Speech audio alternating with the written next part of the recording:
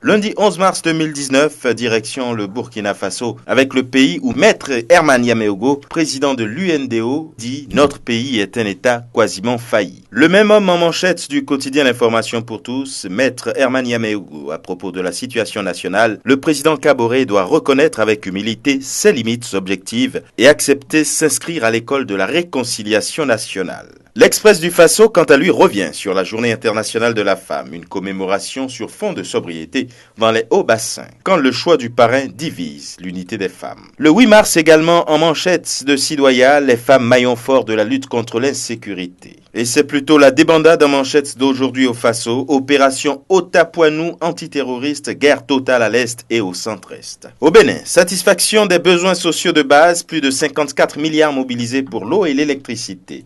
C'est ce que titre La Nation, pendant que le matin s'intéresse à l'autorisation d'une manifestation de l'opposition ce jour à Cotonou. La démocratie béninoise en marche, jubile le journal. Oungbédi fait pression sur les partis. Le matinal se fait le relais d'une lettre du secrétaire général de l'Assemblée nationale à la classe politique. Avec Togo Matin, il est question de la mobilisation des investissements et Foria Singbe en prospection aux Émirats Arabes Unis à cet effet. Au Cameroun, 34e journée internationale de la femme, Paul Biya de tout cœur. Dans un tweet adressé aux femmes camerounaises vendredi dernier, le président de la République, tout en leur présentant ses souhaits, a réitéré son engagement à œuvrer pour l'institutionnalisation de la parité homme-femme. Faites entrer l'accusé, titre mutation. L'ex-ministre de la Défense Edgar Alain Mebengo et ses co-accusés ont été placés en détention provisoire vendredi. Reportage sur leur premier jour dans la prison de Kondengui. Opération Épervier, Mebengo, la chute, titre l'essentiel comme pour rebondir sur la même actualité. Bernadette Bebengo, la femme fatale, titre l'anecdote. L'épouse de l'ex-Mindef, placée en garde à vue le 8 mars dernier au TCS, porte les péchés qui ont entraîné la chute de son époux et de sa famille, révèle le journal. Son appétit insatiable et son goût prononcé pour l'accumulation compulsive de biens matériels et financiers